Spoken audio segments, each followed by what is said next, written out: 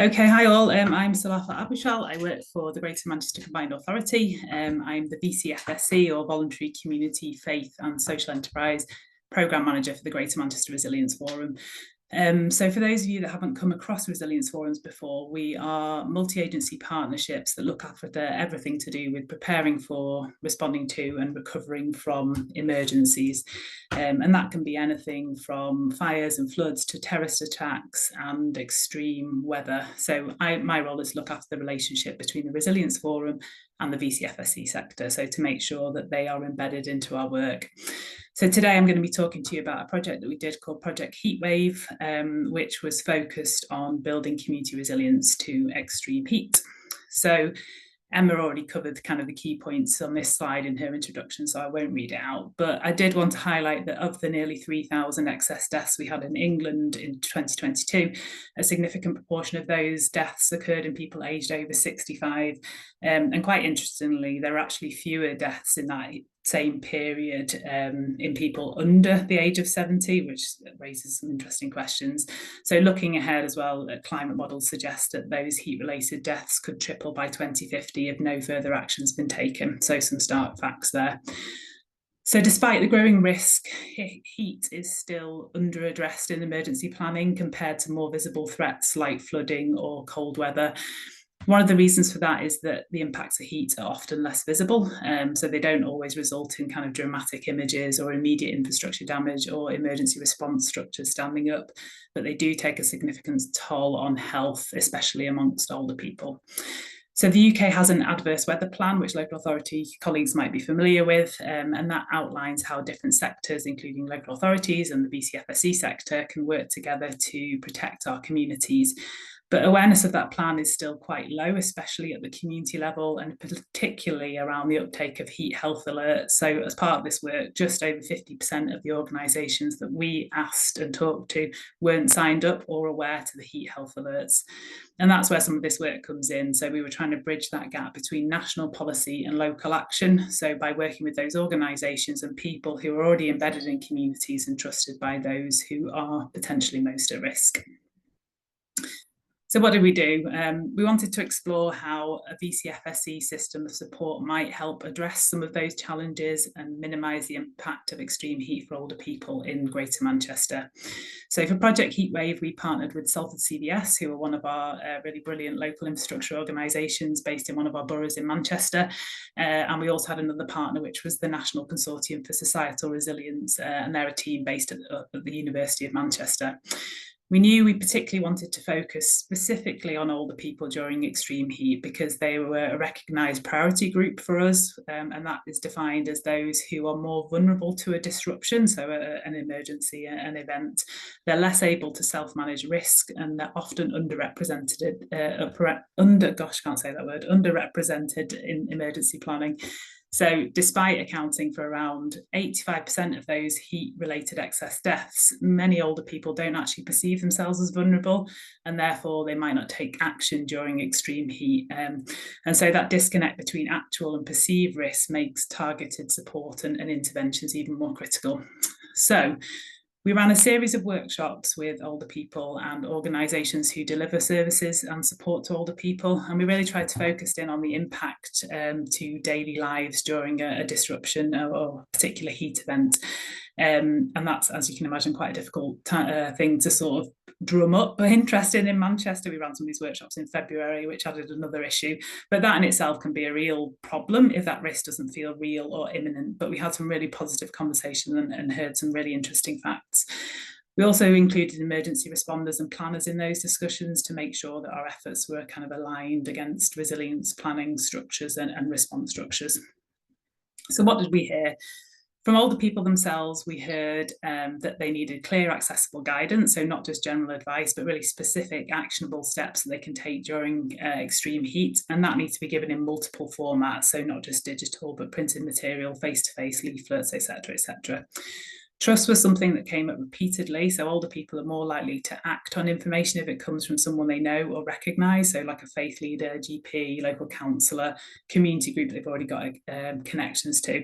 And that's especially important given that there's lots of concerns around scams and misinformation targeted at older people. They also said that they value proactive support, so things like check-ins, calls, door knocks, or offers of help before and during a heat wave. So it's not just about receiving that information, it's about feeling seen and supported and having that sort of connection in advance.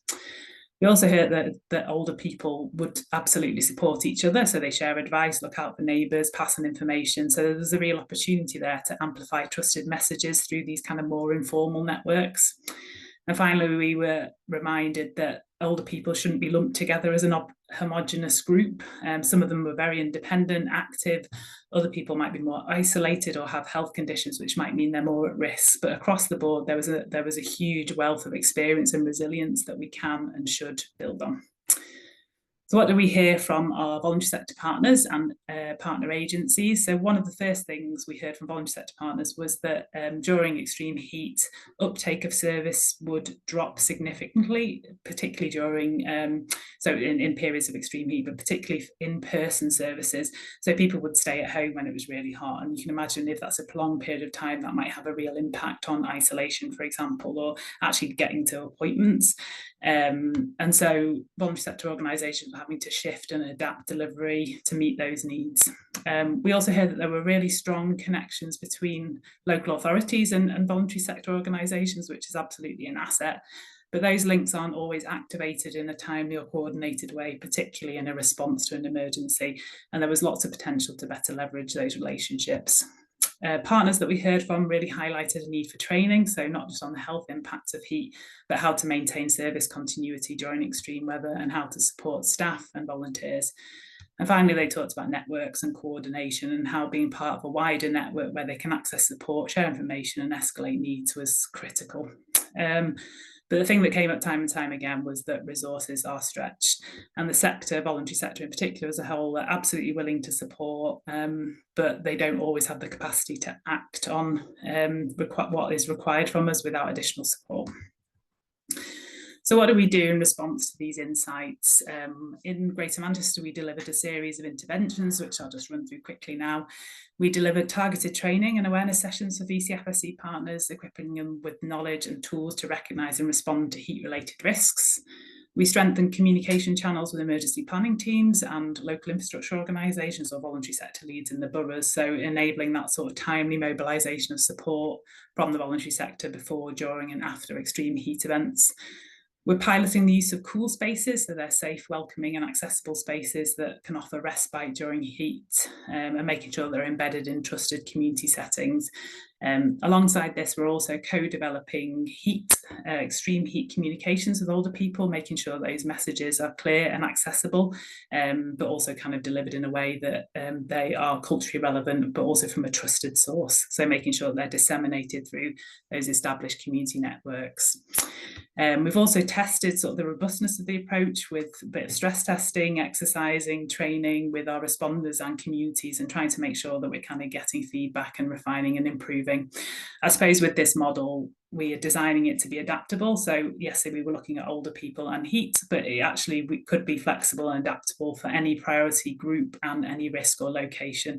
So we want to be able to kind of take learning and scale across Greater Manchester. We can, not just in a borough. So while those interventions I've outlined are exciting, there's lots of potential in them, it's really important to be honest about real world challenges and what we're currently working with. So I've already mentioned the voluntary sector is stretched. Many organisations are already operating at or beyond capacity, relying on short-term funding or project-based funding. But there is absolutely that willingness to support. We just need to think of a different way in working.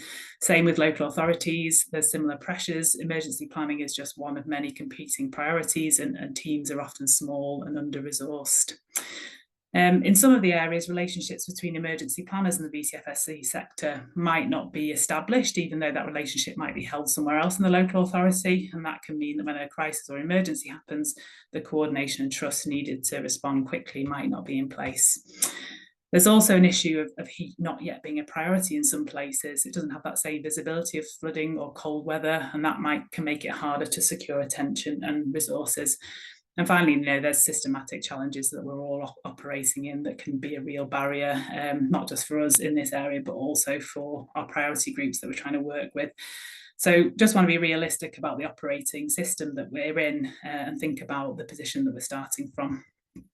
And just finally from me, just some thoughts on what local authorities can actually do to support this kind of work, especially given those constraints that I've just talked about. I think the good news is that many of the most impactful actions are about those relationships, coordination and enabling. So they're not necessarily about huge investments.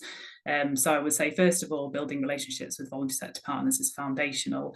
Those relationships need to be in place before a crisis hits so that mobilisation can happen quickly and with trust. And then following that, we can look at how we embed the voluntary sector partners into our formal emergency planning structures. So making sure that they're a core part of a response system, including them in training and exercising, etc. And building that kind of understanding of confidence of what everyone's role is and making sure they can integrate into a response system. I think sort of co-developing, co-producing communications with our priority groups and trusted community voices is also essential, making sure the messaging is accurate, culturally relevant, accessible, and more likely to provoke action. And then, as I said earlier, those messages go out through trusted networks. Thinking about trialling community-led solutions like cool hubs, they can provide safe spaces during heat events, but other disruptions. Is there learning that you can take from the work you might have done around warm spaces, for example, in the winter? We've also got the weather heat health alerts, use them, as proactive outreach. That's really simple, powerful steps. There's lots of really useful action cards that are available from the UKHSA, the UK Health Security Agency. And think about as well if there's any way to kind of use those relationships that you have with the sector to build in community intelligence into the way that we respond to emergencies. So mapping local vulnerabilities, understanding who's more at risk, and creating that real feedback loop so responders can hear directly from communities.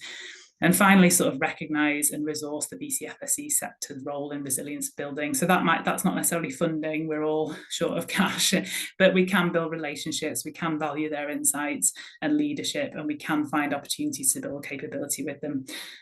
So hopefully there's some practical steps. And that's it from me. Thank you very much.